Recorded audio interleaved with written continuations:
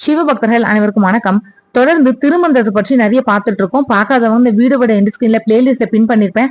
உங்களுக்கு எப்போ நேரம் இருக்கப்ப பாருங்க. இன்னைக்கு நம்ம பார்க்கக்கூடியது முதலாம் தந்திரம் 5ல் இருக்கக்கூடிய உயிர் நிலையாமை 10 பாடல்களோட பொருள் விளக்கம் பத்தி பார்க்க போறோம். ஸ்கிரீன்ல தெரியுற பாடல பாருங்க. பாடல் 187ஓட பொருள் விளக்கம். செடிகள்லையும் கொடிகள்லையும் தலைத்து வளர்கின்ற செழுமையான தளிர்களுக்கு மேல பூக்கின்ற பூக்களும், அது காய்க்கின்ற காய்களும், அதுக்கப்புறமா பழுக்கின்ற பழங்களும், இது எல்லாம் அது உருவாக்குன எல்லாமே ஒரு நாள் இறந்து போறத, அதாவது பூக்கள், காய்கள், பழங்கள் இது எல்லாம் பறிக்கப்படுதல் இல்லைன்னா அதுவாகவே உலர்ந்து கீழே விழுறது. இத தினமும் பார்க்கக்கூடிய உயிர்கள் இந்த வாழ்க்கை நிலைக்காது அப்படின்றத புரிஞ்சுக்கிட்டு எது நிரந்தரமானது அப்படின்றத தேடி இறைவனே அனைத்துலயுமே நிரந்தரமானவன் அப்படின்றத புரிஞ்சுக்கிட்டு அவனோட திருவடிகளை தொழுது வணங்காதவங்க தனக்கும் இறக்கக்கூடிய நாள் வரும் அப்படின்றத அறியாத மூடர்களாகவே இருக்கிறாங்க. இவங்க இறக்கக்கூடிய தருணத்திலையும் இறைவனை அறியாதவங்களாவே இருப்பாங்க. பாடல் 188ஓட பொருள் விளக்கம். 5 நபர்களுக்கு ஒரு நிலம் கிடைச்சது. அதுல நல்ல விவசாயம் செஞ்சு விளைச்சலும் விளைஞ்சு கிடந்தது. 5 நபர்களும் அந்த நிலத்தையும் அதோட விளைச்சலையும் கெட்டு போகாம நல்ல காத்து பராமரிச்சுட்டு வந்தாங்க. ஒரு நாள் அந்த 5 நபர்களோட தலைவன் அவங்கள உடனேயே தன்னோட இடத்துக்கு வந்து சேரும்படி ஓலை அனுப்புனான். அந்த ஓலை வந்த உடனேயே 5 பேரும் உடனேயே அவங்க இதுவரை காத்து பராமரிச்சு வச்சிருந்த நிலத்தை விட்டுட்டு தங்களோட தலைவனை நாடி போயிட்டாங்க. இதுல ஐவர்கள் அப்படின்றது உடல்ல இருக்கக்கூடிய உயிரோட 5 புலன்கள். கண் பார்க்கிறது, காது கேட்கிறது, மூக்கு நுகர்தல், வாய் பேசுதல், தோல் தொடுதல். நிலம் அப்படின்றது உயிர் உலகுல எடுத்த உடல். 5 பேரோட தலைவன் இறைவன் தான். 5 புலன்களும் உடலை கெட்டு போகாம நல்லா காத்து பராமரிச்சுட்டு வந்தாங்க. எப்போ உயிர்களோட உலக பிறப்பு வினையோட காலம் முடியுதோ அப்போ இறைவன் அழைச்சதுக்கு அப்புறமா 5 புலன்களும் உடலை விட்டு பிரிஞ்சு சென்றிடும். பாடல் 189ஓட பொருள் விளக்கம். மண்ணினால கட்டப்பட்ட கோட்டை ஒண்ணு இருக்குது. அந்த கோட்டையில இருந்து 2 வித தாளங்களோட சப்தங்கள் எப்பவுமே கேட்டுட்டே இருக்கு. அந்த கோட்டைக்குள்ள 5 சிற்றரசர்களும் இருக்காங்க. அவங்களோட தலைவனான பேரரசன் ஒருத்தனும் அந்த கோட்டைக்குள்ள இருக்கிறான். இருக்கக்கூடிய காலம் முடியறப்போ அந்த பேரரசன் வெளியே சென்று விட அவனுடைய இந்த 5 சிற்றரசர்களும் வெளியில சென்றுட்டாங்க. அவங்க சென்றதுக்கு அப்புறமா அந்த கோட்டை மறுபடியும் மண்ணோட மண்ணா அழிஞ்சு போயிடுச்சு. இதுல கோட்டை அப்படின்றது உயிரோட உடல், தாளங்கள் அப்படின்றது உயிர் உள்ளிழுக்கக்கூடிய மூச்சும் வெளிவிடக்கூடிய மூச்சு காற்றும் தான். இந்த ரெண்டும் சேர்ந்துதான் அவங்களோட வாழ்நாட்களை கணக்கிடுது. 5 சிற்றரசர்களாவது உடல்ல இருக்கக்கூடிய 5 புலன்கள், அதாவது கண்ணா பாக்குறது, காது கேட்டல், மூக்கு நுகர்தல், வாய் பேசுதல், தோல் தொடுதல். பேரரசன் அப்படின்றது யாருன்னா இறைவன் தான்.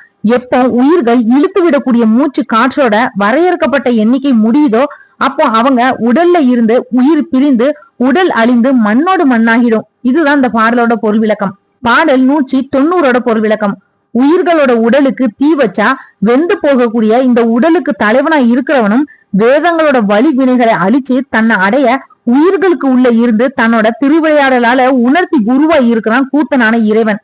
உயிர்கள் தன்னோட உடலுக்குள்ளேயே இருந்து விளையாடக்கூடிய உயிரா இருக்கிறது இறைவனே அப்படின்னு சொல்லக்கூடிய மாபெரும் ரகசியத்தை அறியாதவங்களாவும் அந்த சராசரங்களையும் அதுல இருக்கக்கூடிய எல்லாத்தையுமே தாங்க வல்ல இறைவனே தனக்குள்ளேயும் உயிரா இருந்து தம்மையும் தாங்குறான் அப்படின்றதையும் தெரியாதவங்களாவும் இருக்கிறாங்க.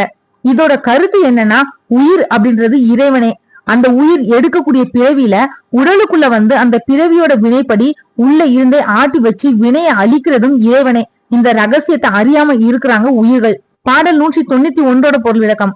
சூரியன் தான் இருக்கக்கூடிய இடத்துல இருந்தே 10 திசைகளுக்கும், அதாவது வடக்கு வடகிழக்கு, கிழக்கு தென்கிழக்கு, தெற்கு தென்மேற்கு, மேற்கு வடமேற்கு, மேல் கீழ் அப்படின்னு தன்னோட கதிர்களை அழைச்சிட்டு போய் அது மூலமா உருவாக்கின வெளிச்சத்தால எல்லாத்தையுமே உணர வைக்கிறான். அது மாதிரிதான் இறைவனும் உயிர்களோட உடலுக்குள்ள உயிரா இருந்துட்டு எல்லாத்தையுமே உணர வைக்கிறான். இந்த உண்மைய உயிர்கள் அறியறது கிடையாது. இந்த உலகத்துல மறுபடியும் பிறந்து இறைவன் காட்டக்கூடிய எல்லாத்தையுமே கண்டும் கூட இறைவனை உணராத இந்த உலகத்து மனிதர்கள் நம்மள மாதிரியே இந்த உலகத்துல பிறந்து அனைத்தும் இறப்பதை பார்த்தும் கூட தமக்கும் இறப்பு ஒரு நாள் வரும் அப்படின்றத உணராம தாம இறக்கக்கூடிய தருணம் மட்டுமே அதை உணரக்கூடிய மற்ற மனிதர்களோட கலந்து இறைவனை அறிய முயல்வது ஆச்சரியம்தான்.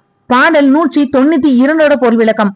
பட்டு நூலை சிக்கல் எடுத்து கரை வச்சு அழகூட்டி கண்ணும் கருத்துமா நெஞ்ச பட்டாடை கூட நாளாக நஞ்சு ஒரு நாள் அது கிழிஞ்சும் போயிடும். இதை உணராம தான் வாங்கக்கூடிய பட்டாடை எப்பவுமே இருக்கும் அப்படின்னு நினைக்கிறாங்க மக்கள். நாட்கள் சென்று கொண்டிருக்கிறதையும் தனக்கு வயது கூடி வயதான பருவம் வருகிறது அப்படின்றதையும் கருப்பா இருந்த கூந்தல் வெள்ளையா மாறுவதையும் உணர்ந்து கொள்ளாமல் சூரியன் மறைந்து தோன்றுவதற்கு ஒரு நாள் அப்படின்னு சொல்லக்கூடிய உயிர்கள் அது குறிப்பால தனக்கும் வாழ்நாளை குறைத்து கொண்டிருக்கிறத தெரியாதவங்களாவே இருக்கிறாங்க. பாடல் 193 பொருள் விளக்கம். ஒரு பானை, அரிசி, கரண்டி இதெல்லாம் இருக்கு. இந்த மூன்றையும் வச்சு சோறு சமைக்கிறதுக்காக அடுப்புலையும் வச்சு அடுப்புக்கு அடியில 5 விறகுகள் வச்சு எரிக்கணும். விறகுகள் எரிய பதம் பார்த்து சமைக்கப்பட்ட அரிசி சோறா மாறி உடலை வளர்க்கக்கூடிய உணவாகுது. இது மாதிரிதான் அழிகின்ற இந்த உடலுக்குள்ள அழிவை தராத ஒரு அரிசி இருக்குது. எப்படி அப்படின்னா, தியானத்தோட வழியா உடம்பாகிய பானையில இடக்கலை பிங்கலை அப்படின்னு சொல்லக்கூடிய கரண்டிய வச்சு உபயோகித்து மூச்சு காற்றாகிய அரிசியை விறகுகளாக, அதாவது பிராணன் உயிர் காற்றா, அபானன்னா மலக்காற்று, சமானன் அப்படின்னா நிலவு காற்று, உதானன் அப்படின்னா ஒளிக்காற்று, வியானன்னா தொழிற்காற்று, இது எல்லாத்தையும் வச்சு சமைச்சா மூச்சு காற்று சுழுமுனை நாடி வழியா மேலேற்றி சகசிர தளத்தை அடைஞ்சு அமுதம் பெற்று அதை பருகி இருக்கக்கூடிய உடல்லையே உயிரை வச்சு இறைவனோட பேரின்பத்துல இருக்கலாம். பாடல் 194 பொருள் விளக்கம். இனிமையான தேனை சுவைக்க ஆசை கொண்ட வண்டுகள் அந்த இனிமையான தேனை தன்னோட மகரந்தத்துக்குள்ள வச்சிருக்கக்கூடிய தேன் இன மலர்களை அதோட வாசனை மூலமா கண்டுபிடிச்சு அதுக்கு மேல போய் உட்கார்ந்து அதோட மகரந்தத்துக்கு உள்ள இருக்கக்கூடிய தேனை உறிஞ்சு குடிச்சு இன்பம் அடையும். அது மாதிரிதான் உடலுக்குள்ள உயிராய் நிற்கக்கூடிய இறைவனை அறிய விரும்பாம உலகத்து ஆசைகளை அனுபவிக்க ஆசைப்படக்கூடிய உயிர்கள் அந்த ஆசைகளை அனுபவிக்கக்கூடிய வழிகளை தேடி போய் வினை காரியங்களை செஞ்சு அனுபவிச்சு சிற்றின்பம் அடையும். பகல்ல காட்சிகளை காட்டக்கூடிய சூரிய ஒளியாகவும் இரவுல காட்சிகளை காட்டக்கூடிய சந்திர ஒளியாகவும் பகல்லையும் இரவுலையும் காட்சிகளை காணக்கூடிய கண்ணோட ஒளியாகவும் இருக்கின்ற இறைவன் உலக இன்பத்துல திளைத்திருக்க விரும்பக்கூடிய உயிர்கள் காணக்கூடிய காட்சியில இருப்பானே தவிர அவங்களோட உணர்வுகள்ல இருக்க மாட்டான். பாடல் 195 பொருள் விளக்கம்.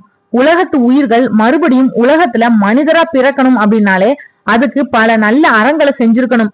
மறுபடியும் உலகத்துல மனிதரா பிறக்க வேணும் அப்படின்னா பல நல்ல காரியங்களை செஞ்சு மத்தவங்களுக்கு நன்மை செய்யணும். இந்த பிறவியே போதும், இனிமேல பிறவி வேண்டாம், இறைவனை அடைஞ்சு முக்தி பெறணும் அப்படின்னா அதுக்கு இறைவனை நாடி அவனை எண்ணத்துல எப்பவுமே வச்சு போற்றி வழிபடணும். நல்ல அறங்களை செஞ்சு இந்த பிறவில சிறந்த மனித பிறப்பை எடுத்தவங்களுக்கு இந்த 2 விதிகளை தவிர ரொம்ப சிறப்பா சொல்றதுக்கு வேறு விதிகள்ன்றது இல்ல. பாடல் 196 பொருள் விளக்கம். பொய்யும் புரட்டும் பேசி அறவழிகளை அழிக்க கூடாது. பொறாமையும் கோபமும் கொண்டு மத்தவங்களோட பொருட்களை பிடுங்கிக்காம இருங்க. எண்ணமும் செயலும் சிறப்புடையவரா மாறி வாழ்வு சிறந்திருக்க போனா உணவு சாப்பிடுறப்போ யாராவது பசிக்குதுன்னு கேட்டா ஒரு கைப்பிடி அளவாவது உணவு அவங்களுக்கு கொடுத்ததுக்கு அப்புறமா சாப்பிடுங்க. இப்படி எல்லாம் வாழ்ந்தா உடல் அழிந்து உயிர் பிரிஞ்சாலும் இறைவனை அடைஞ்சு பேரின்பத்தை அடையலாம். இதோட உயிர் நிலையாமையில இருக்கக்கூடிய 10 பாடல்களோட பொருள் விளக்கம் முடிஞ்சது. அடுத்ததா 1ஆம் தந்திரம் 6ல இருக்கக்கூடிய கொல்லாமை, 1ஆம் தந்திரம் 7 புலால் மறுதல் பற்றி அடுத்த ஒரு பதிவுல பார்க்கலாம். இந்த வீடியோ உங்களுக்கு பிடிச்சதா மத்தவங்களுக்கு ஷேர் பண்ணி விடுங்க. நீங்க சிவபக்தரா இருந்தீங்க அப்படின்னா மறக்காம சேனலை சப்ஸ்கிரைப் பண்ணி சப்போர்ட் பண்ணுங்க. அப்பதான் நான் போடுற ஒவ்வொரு பதிவும் நோட்டிபிகேஷன் உங்ககிட்ட வரும். நீங்களும் சிவபெருமான பற்றி நிறைய தெரிஞ்சுக்கலாம். மற்றும் ஒரு நல்ல தலைப்பு நான் உங்களுக்கு சந்திக்கிறேன். நன்றி.